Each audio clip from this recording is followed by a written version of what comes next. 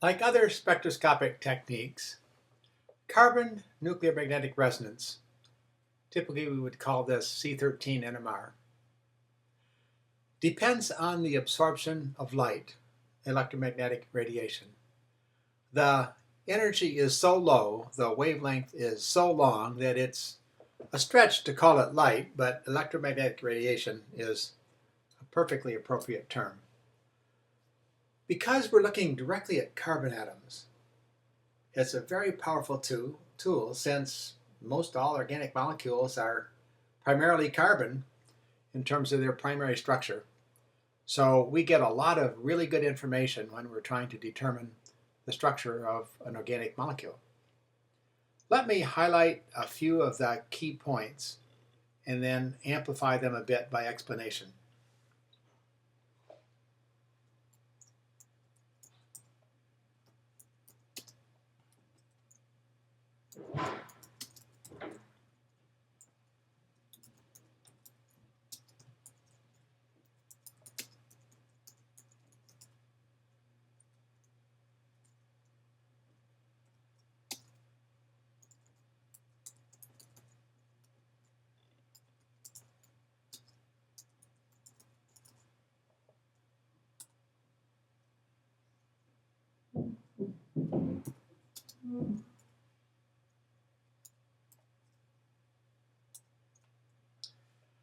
So we're using very low energy, really long wavelength, radio wavelength waves. So these are much lower energy than the other wavelengths we've been talking about for other spectroscopic techniques, IR and UV, for example.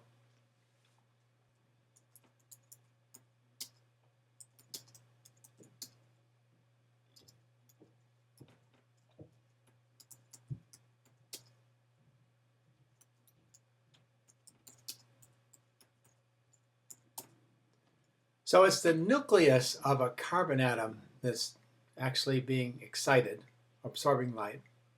I'll explain that very briefly in a minute.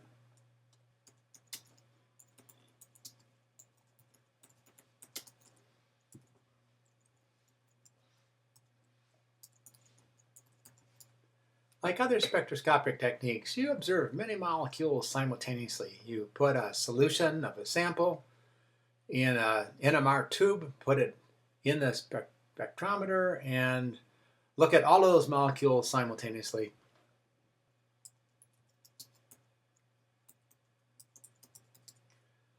There's rather poor sensitivity.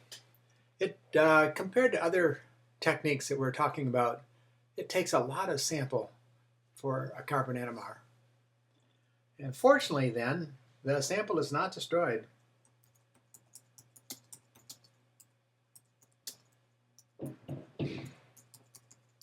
You can recover that sample and do other things with it, and that's important since we're needing to use quite a bit of it. We obtain qualitative information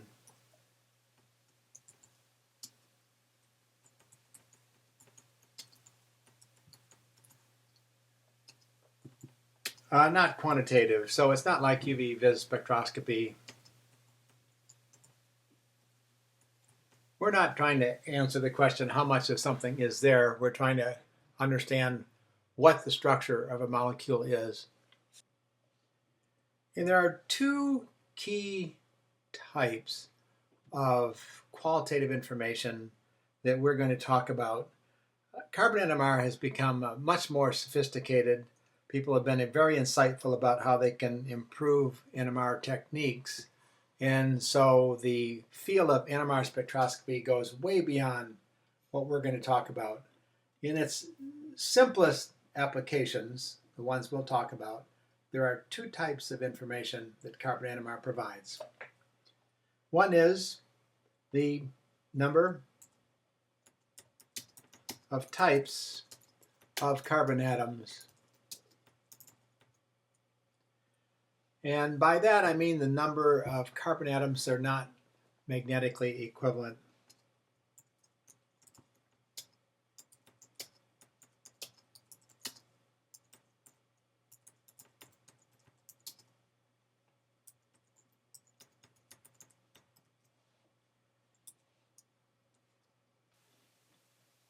The second kind of information is the magnetic environments of these carbons.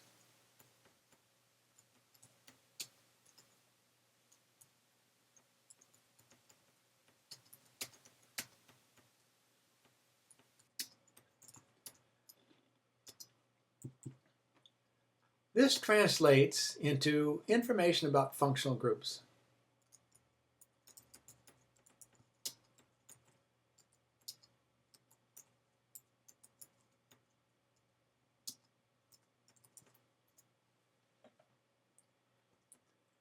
Information would be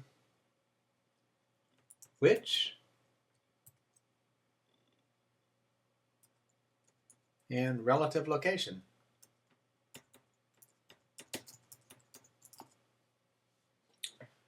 So we get quite a bit from a carbon NMR. What we don't get is specific information about the numbers of carbons. We'll get information about the numbers of types. And we don't get information specifically about which carbon atoms are directly attached to which other carbon atoms in this elementary application of carbon NMR that we're talking about, which distinguishes it from proton NMR. And when we move to proton NMR, you'll see that we can see directly which protons are neighbors. Nevertheless, this is a useful technique, and let me talk a bit about the points as I outline them up there. First of all, just a quick comment about the excitation of carbon nuclei. Like all spectroscopic techniques, the absorption of light occurs because something is going from a lower energy state to a higher energy state. And in this case, that something is a nucleus. Now, all carbon nuclei normally have the same energy state. So there is no excitation. However, if a sample is placed in a magnetic field, the nuclei have a property called spin, which either aligns with or against the magnetic field, and those are different energy states. Now, there'll be a few more at the lower energy state than the higher one. So the excitation can occur from the lower energy state to the higher one. Might also tell you that the differential proportions of populations will be greater if we use stronger magnetic fields.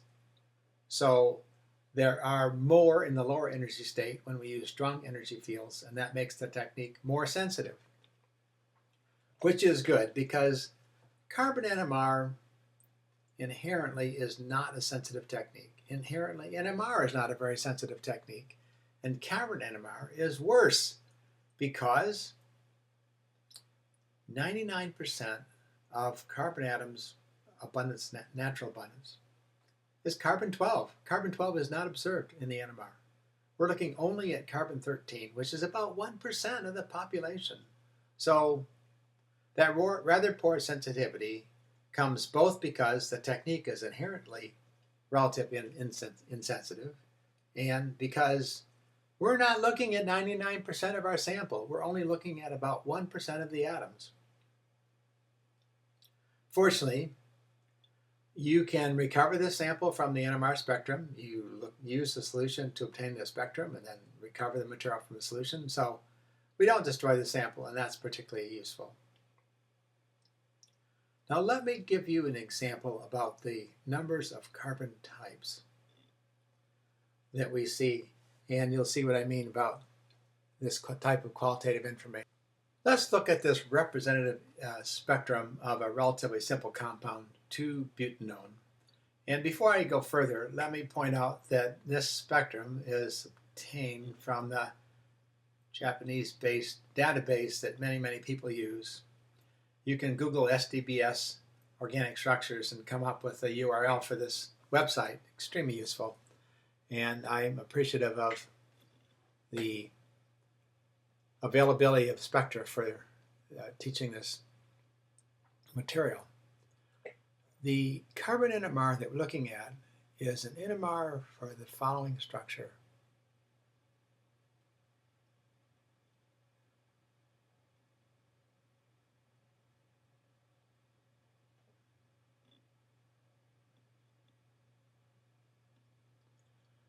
You see right away that when we look at the structure, there are 4 types of carbons that are different from each other in some way. So I'm going to say A, B, C, and D. And you might say, wait a minute, A and D are both methyl groups. True enough. But they're not the same methyl groups, are they? This is a methyl group that's attached directly to a carbonyl. This is a methyl group that's attached directly to a CH2. So they're distinctly different, and as a result, they'll have different magnetic environments, and they'll absorb in different places in the NMR spectrum. So as we look at the structure, we see that there's 1, 2, 3, 4 different types of carbon, and we see that there's 1, 2, 3, 4 different signals. Terrific.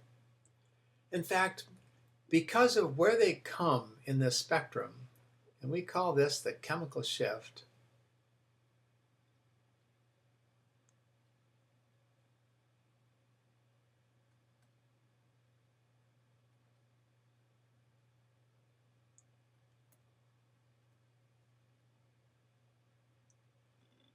the chemical shift of a carbonyl carbon is very typical for being in the very furthest part to the left of the scale that we typically use for a carbon NMR.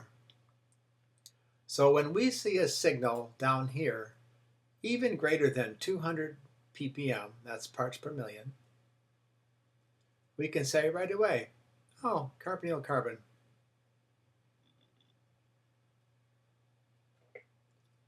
And so we can assign this signal to B.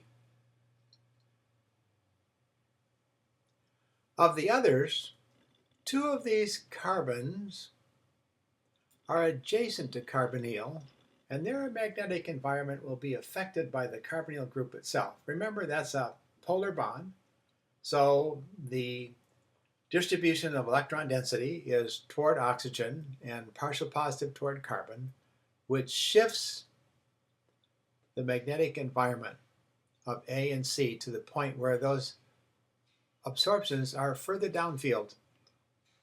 Chemical shift, bigger numbers, downfield.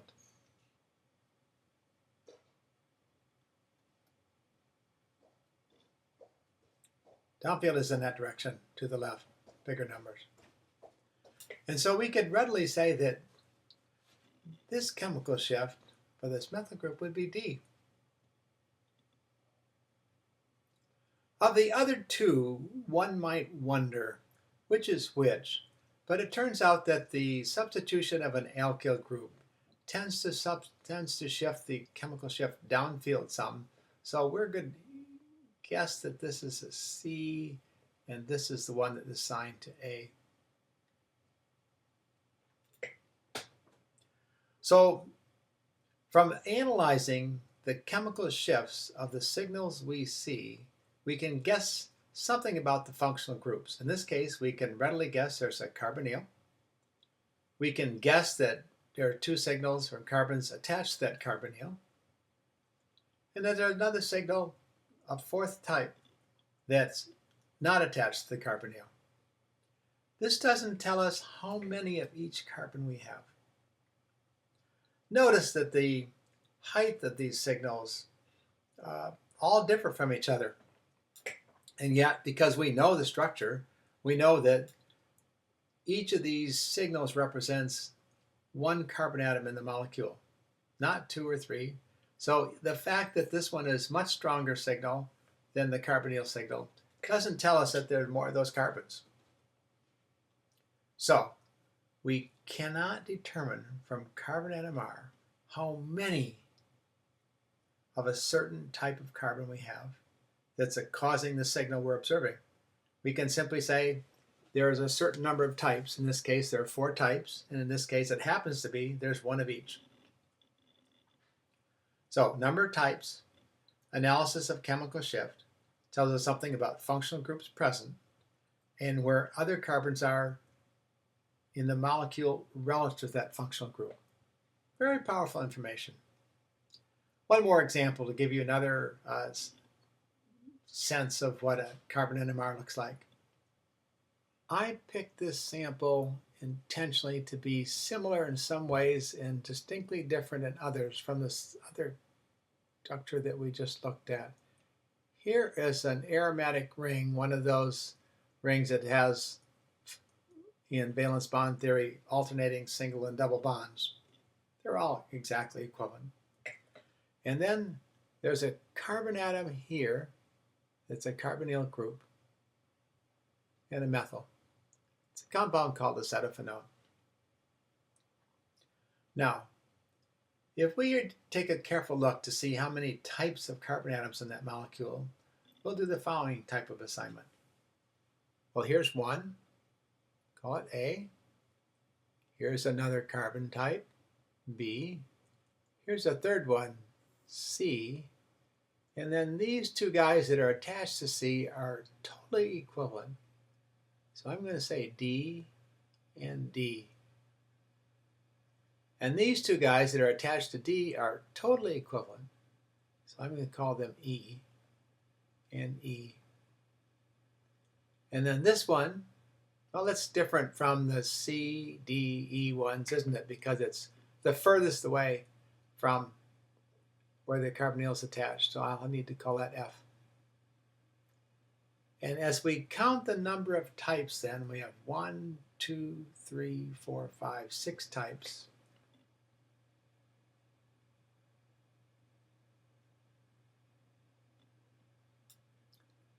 Now we're ready to take a look at the carbon NMR.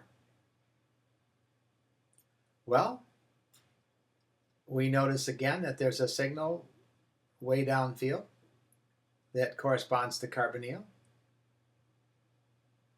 So we can readily say that that's corresponds to B.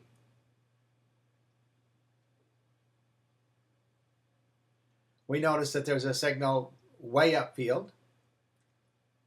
It's adjacent to carbonyl, so it's not as far upfield as it might be, but it's not shifted very far downfield. So this would be A. Notice there's 1 carbon of each, but they're not the same intensity. Carbonyl absorptions typically are weak.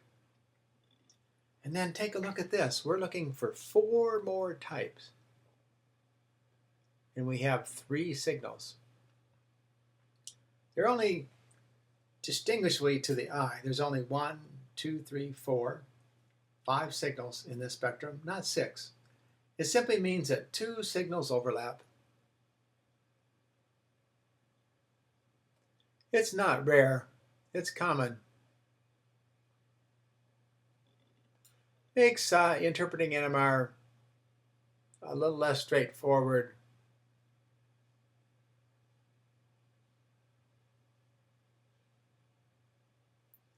And of these, we might be tempted to guess that this is C because it shifted downfield, attached to carbonyl.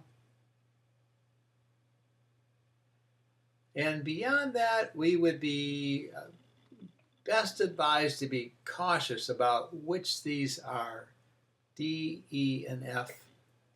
So being cautious people in terms of making structure assignments, we're going to say that these 2 signals account for 3 carbons, D, E, and F, and we won't say which is which.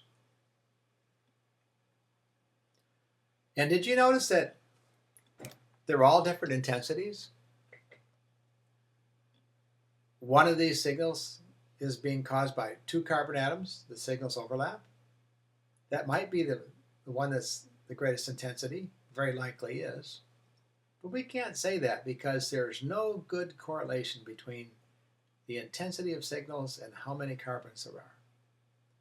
And if this is a signal that's caused by 2, then these individual signals here are caused by 1 each, but they're very different intensity. So my point, we can say how many types of carbons there are.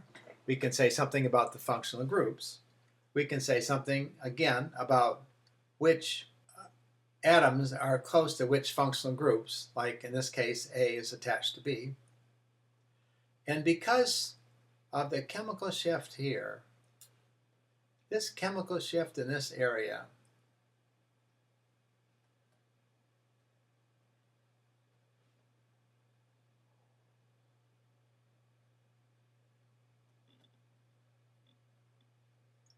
is typical of carbons involved in double bonds and carbons involved in aromatic rings.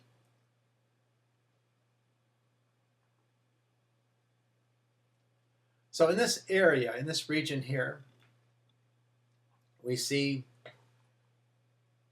sp2 carbon attached to other carbons. And aromatic or vinyl, we can't say, but from other information you usually can guess whether we're talking about an aromatic ring or not. In this case, we know we are. So, carbon NMR, very powerful. It gives you some information about functional groups. In this example, carbonyl, aromatic rings, and how many types of carbons we have, and of those types, which ones are near each other. For proton NMR, we're going to discover there's even more information we can get.